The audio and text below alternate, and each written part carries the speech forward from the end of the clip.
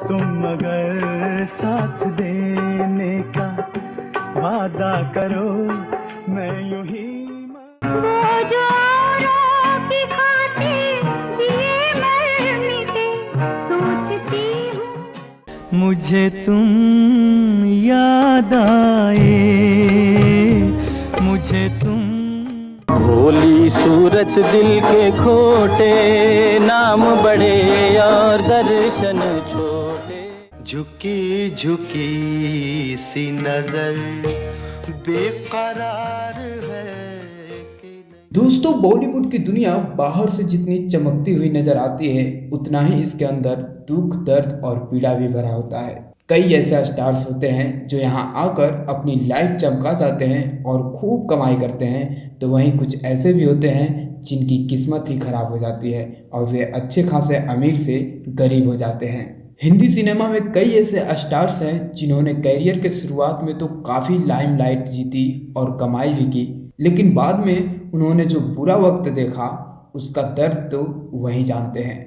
तो आज हम इस वीडियो के माध्यम से कुछ ऐसे स्टार्स के बारे में बताएंगे जिन्होंने शुरुआत में तो बड़ी बड़ी बुलंदियों को छुआ, लेकिन बाद में उन्हें अपना सब कुछ गंवाना पड़ा।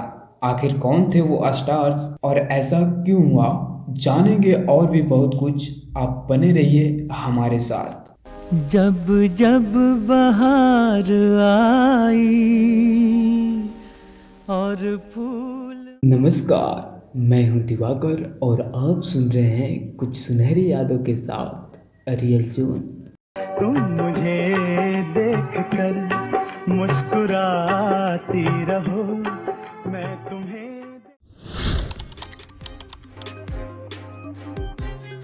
हमराज और पतंग जैसी हिट फिल्में देने वाली बिम्मी 70 के दशक की पॉपुलर एक्ट्रेस थी। वह फिल्मों में खूब कमाई करती थी, लेकिन फिर तलाक के बाद उनकी लाइफ बदल गई। वह डिप्रेशन में जाने लगी और फिर उन्हें शराब की लत लग गई। इतना ही नहीं, ऐसा भी कहा जाता है कि जब उनका निधन हो गया था तब उनके शव को रिक्शा से ले जाया गया क्योंकि उनके पास पैसे नहीं थे।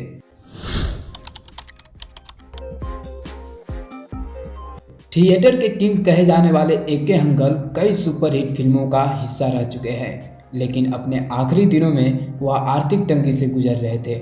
इतना ही नहीं, ऐसा भी कहा जाता है कि उस वक्त अमिताभ बच्चन जी ने उनके ट्रीटमेंट के लिए 25 लाख रुपए दिए थे।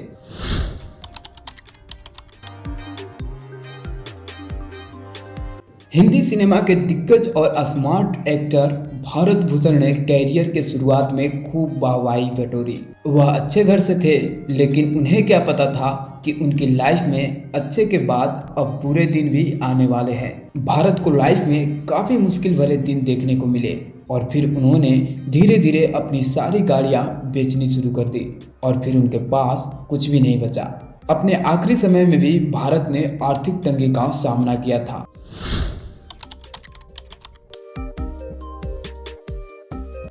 एक्टर, डायरेक्टर और राइटर भगवान दादा फिल्म इंडस्ट्री में काफ़ी सक्सेसफुल थे, लेकिन फिर कई फिल्मों के फ्लॉप होने के बाद भगवान दादा के पास कुछ भी नहीं बचा। इतना ही नहीं, उन्होंने अपना जूही का 25 बेडरूम वाला घर तक बेच दिया। बड़े बड़े घर में रहने वाले भगवान दादा बाद में चाल में रहने को मजबूर हो गए। भगवान दादा बुरी आर्थिक स्थिति में ही इस दुनिया को अलविदा कह दिया।